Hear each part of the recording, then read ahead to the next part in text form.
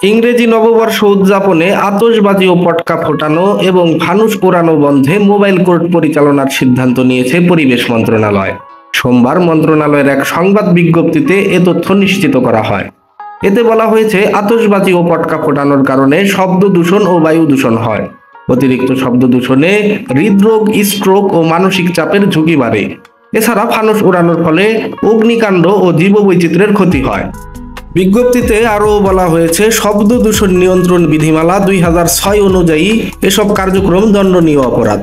প্রথমবার আইন লঙ্ঘনে 1 মাসের জেল বা 5,000 টাকা জরিমানা বা উভয় দণ্ড হতে পারে। পুনরায় অপরাধ করলে 6 মাসের জেল বা 10,000 টাকা জরিমানা বা উভয় দণ্ড হতে পারে। এতে আরও বলা হয়েছে, ইংরেজি নববর্ষে আতশবাজি, পটকা ফোটানো ও ফানুস উড়ানো থেকে বিরত থাকার অনুরোধ জানিয়ে ঢাকার ক্লাবগুলোতে এবং সংশ্লিষ্ট বিভিন্ন সংস্থায় পত্র প্রেরণ করা হয়েছে। জনস্বার্থের জন্য ক্ষতিকর এই কর্মকাণ্ড হতে বিরত থাকতে সকলের প্রতি অনুরোধ জানানো হলো।